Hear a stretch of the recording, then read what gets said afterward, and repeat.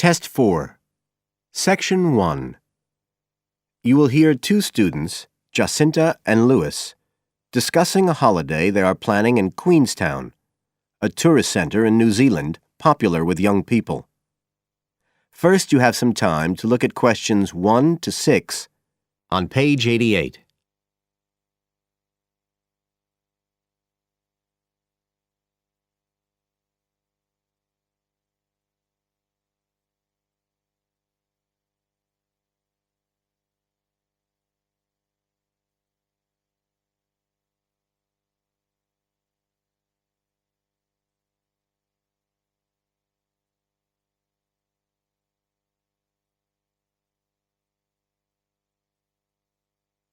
You will see that there is an example which has been done for you. On this occasion only, the conversation relating to this will be played first.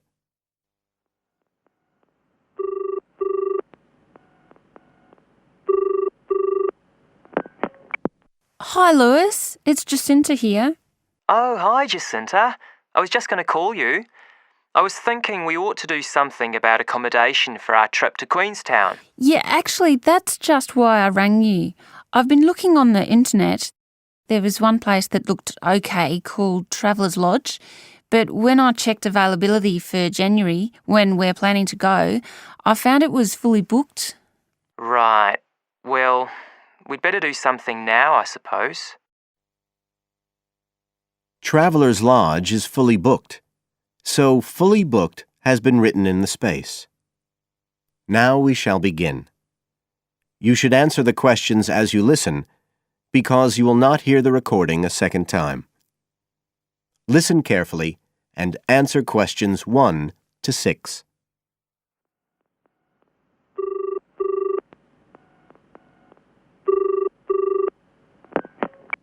Hi, Lewis. It's Jacinta here. Oh, hi, Jacinta. I was just going to call you. I was thinking we ought to do something about accommodation for our trip to Queenstown. Yeah, actually, that's just why I rang you. I've been looking on the internet. There was one place that looked okay called Traveller's Lodge, but when I checked availability for January, when we're planning to go, I found it was fully booked. Right. Well, we'd better do something now, I suppose. I've actually got a list up here on the computer. There's one place called Bingley's that looks possible. It's $1975 a night. That's US dollars. They quote all the prices in US dollars. So that's about 26 or 27 New Zealand dollars. That's okay. That'll be in a dormitory, is it? Yeah, they say 8-bed dorms, and the hostel's right in the town centre, and they've got a cafe. They have theme nights every weekend, whatever that means. Oh, you know, like certain sorts of food and music. And people might wear special clothes like that Egyptian evening we went to last year. Oh, okay. What else? They've got a sun deck area, and then all the usual things, internet access and so on. Sounds good. Was there anywhere else? Yeah, a couple more places. There's one called Chalet Lodge, which is just 18 US dollars. That's for a bed in a 12-bed dorm. They do single and family rooms as well. It looks as if it's a bit out of town. Says it's got an alpine setting, a quiet alpine setting. What do you think? Not sure. Oh, but actually, it's not far out at all. It says 10 minutes walk from town, so... Oh, and it says it's children-friendly. I'm not so sure about that. What about the third place? That's called Globetrotters. Let's see. They do private rooms or 5-bed dorms for $18.50. It's in the centre, just by the lake, and that includes breakfast. Didn't the other two? I don't think so. They didn't mention it, so probably not. Oh, and it says something about a free skydive. Wow. Don't know if I'm all that keen on jumping out of aeroplanes. Oh, actually, what it says is you can win a chance to do a skydive. They give one away every day to one of the guests. Well, if I win it, you can do it. Anyway, do they have room? Yeah, I checked the availability. Shall I go ahead and book there then? Fine. You now have some time to look at questions 7 to 10 on page 89.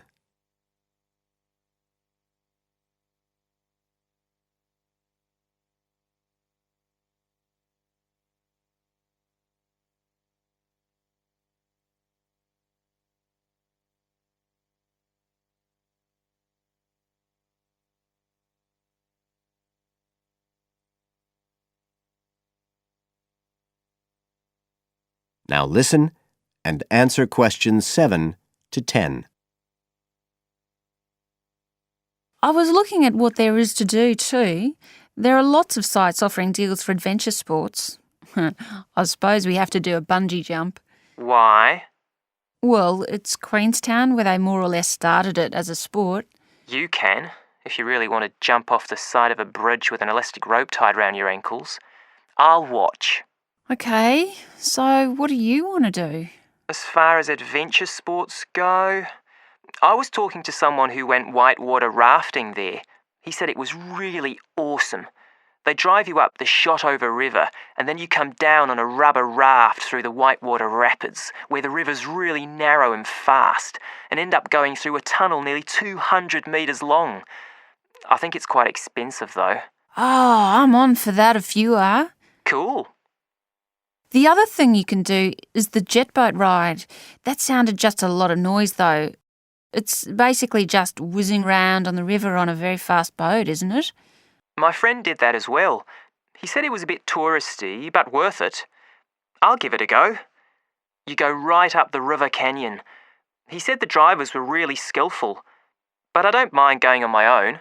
But there's lots to do as well as the whole commercial adventure bit. We ought to do some trekking. The scenery around there's amazing. I don't want to miss that.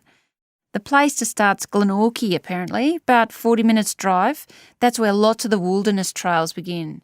Okay, I'll pack my walking boots. I'd better start getting in training. I haven't done anything except sit at my desk for months. Now, is there anything else we need to decide? That is the end of section 1. You now have half a minute to check your answers.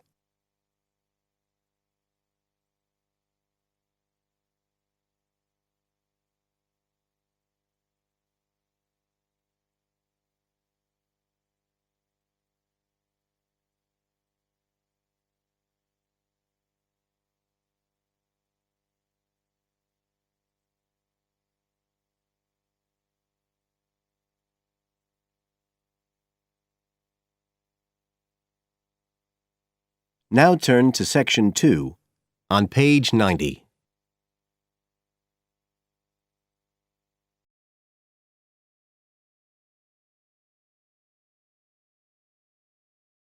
Section 2. You will hear a recorded talk giving an introduction to the historical theme park of Manham Riverport in England. First, you have some time to look at questions 11 to 15.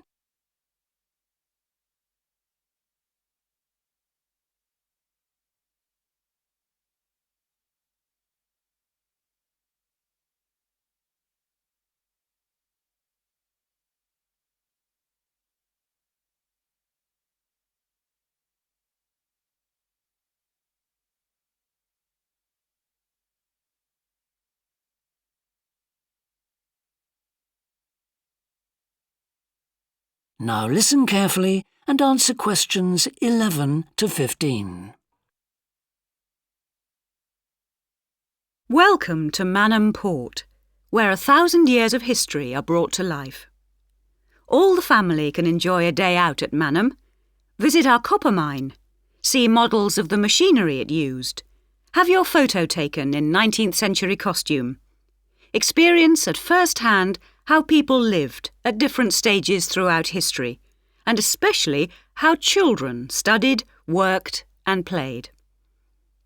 The port of Manham is located in beautiful and peaceful countryside, on a bend in the great River Avon, and developed here because it's the highest navigable point of the Avon.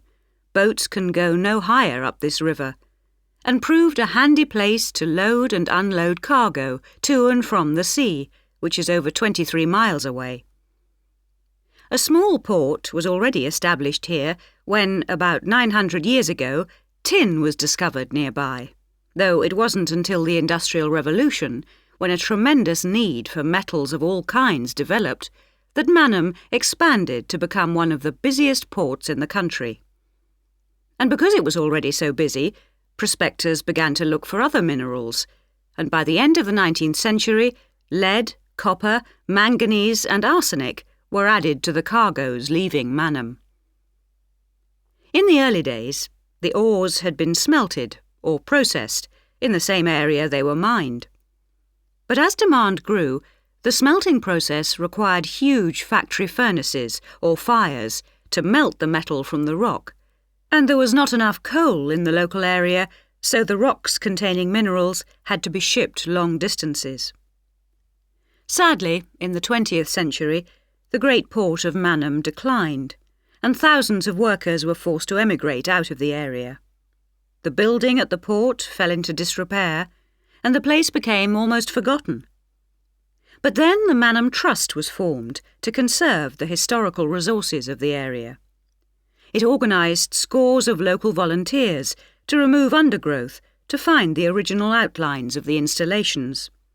It then brought in paid professionals to match installations with maps of the original port complex and to set about reconstructing it.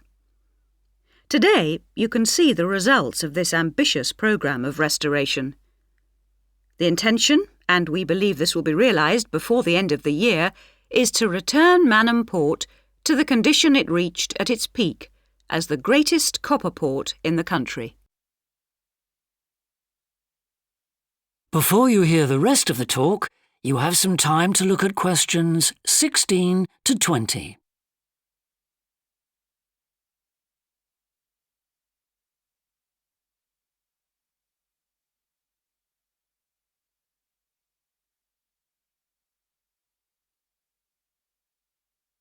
Now listen and answer questions 16 to 20. But what can you do and see on your visit today? Here are just a few highlights. We suggest you start with the visit to the copper mine. Travel on converted mining trains and journey into the depths of the mountain along seams once worked by hundreds of miners. Watch out especially for the great pumping machines which rid the mine of water. But please be warned that, like all mines, ours is very dark and closed in, and we do say that children under 5 and also dogs should not be taken into the mine. The next recommended visit is to the village school. While looking round the classrooms, take a special look at our display of games, which is one of the largest in the world. And it's recommended that you time your visit to coincide with a guided tour. This will give you the opportunity to ask lots of questions. Near the school is the beautiful old sailing ketch called the George. You're welcome to board the boat and look round the cabins.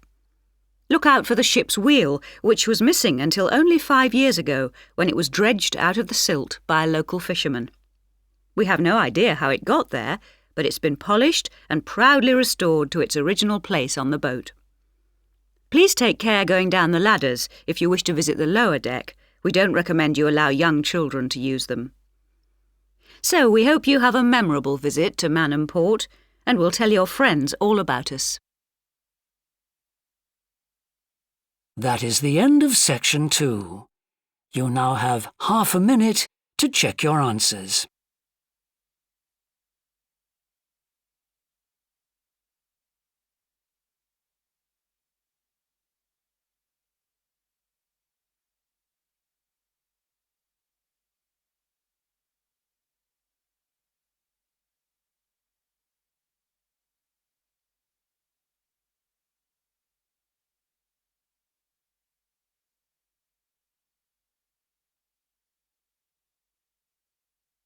Now turn to section 3.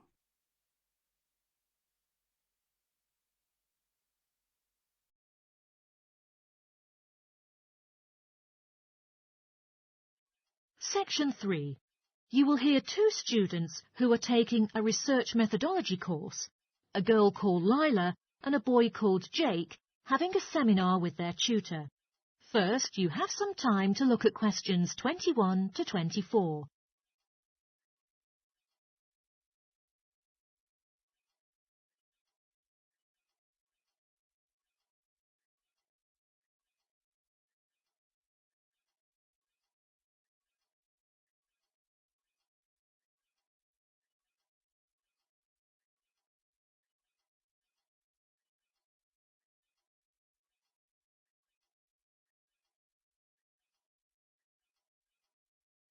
Now listen carefully and answer questions 21 to 24.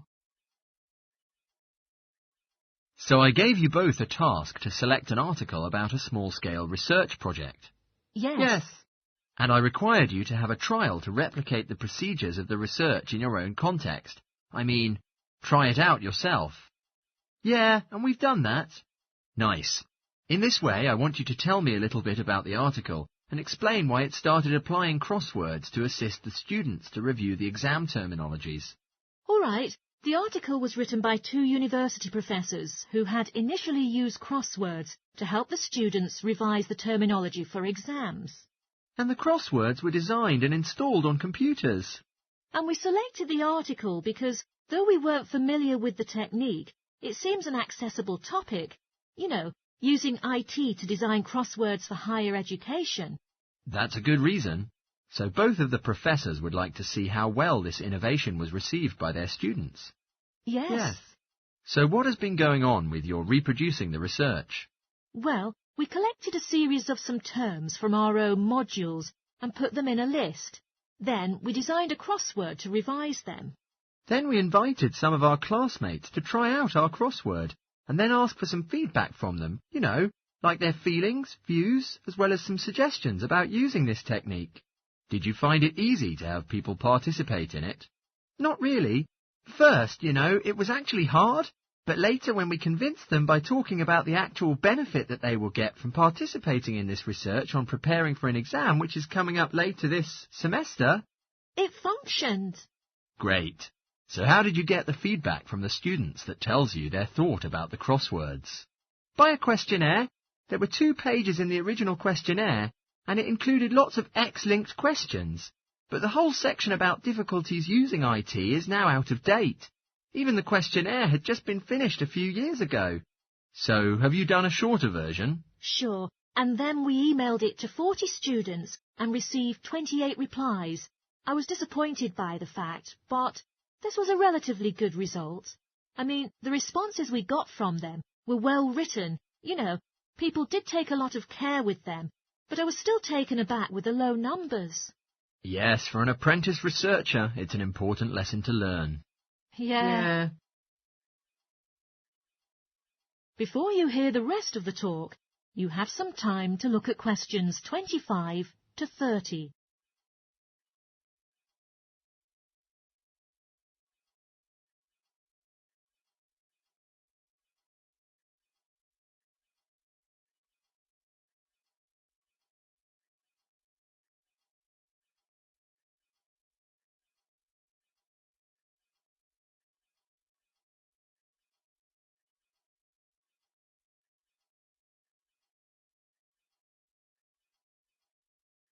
Now listen and answer questions 25 to 30.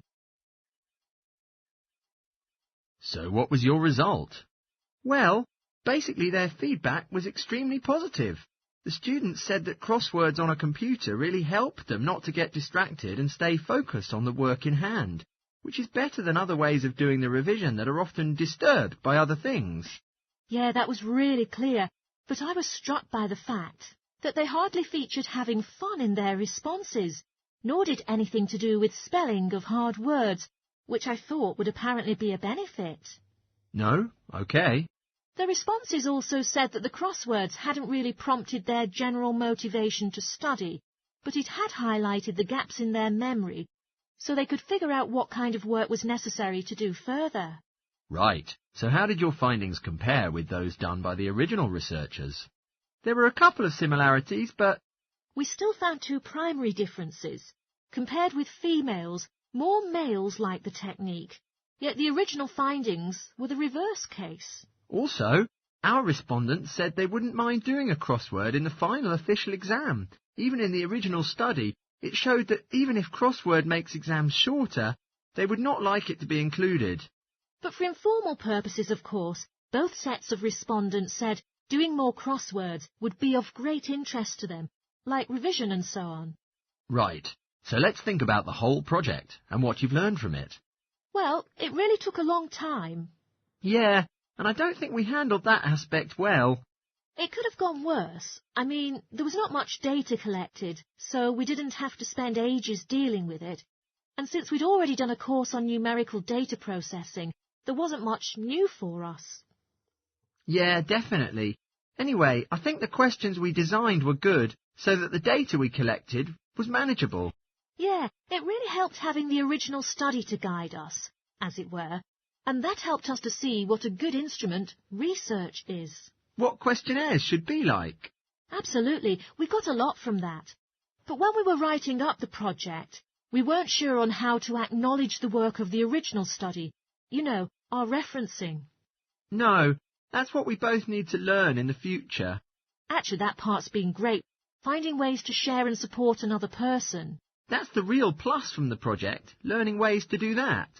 Well, it's obviously been very successful. That is the end of section 3. You now have half a minute to check your answers.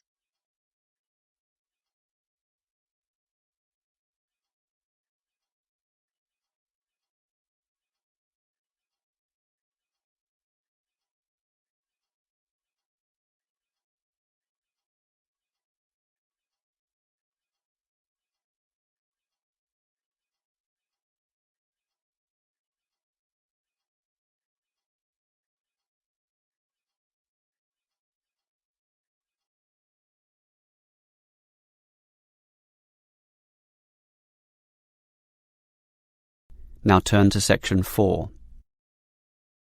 Section 4. You will hear a lecturer discussing public parks.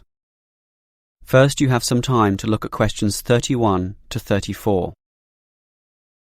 Now listen carefully and answer questions 31 to 34. Most of us are familiar with a local park. We spend time there, play there, and have some of our best memories in these places. But what is a park? Basically, it can be defined as a natural, or at least semi-natural, piece of land, planted with a variety of trees, bushes and flowers, protected and reserved for the enjoyment of all citizens. There are usually regulations about the sorts of behaviour that can take place within, and sometimes there are facilities such as children's playgrounds or fields for ball games and other sorts of activities. For this reason, if there is grass, it is kept short, and this also discourages the breeding of insect pests. A well-maintained park actually needs a lot of people to look after it, and more so if the park showcases special plants, flowers or trees, in which case it is called a botanic garden. In complete contrast, if the park is big and remote enough, it is sometimes designated as a wilderness park, to be left completely alone and untouched, protected from all development in order to allow wild species, both plant and animal, to live undisturbed. But it is the urban park, the sort of park that most people are familiar with, that I want to talk about now. These preserve natural landscapes for the pleasure of the urban population, most commonly just for passive recreation. In other words, allowing people just to observe the trees and lie in the grass, and such passive recreation is certainly needed. Before you hear the rest of the lecture, you have some time to look at questions 35 to 40. Now listen and answer questions 35 to 40.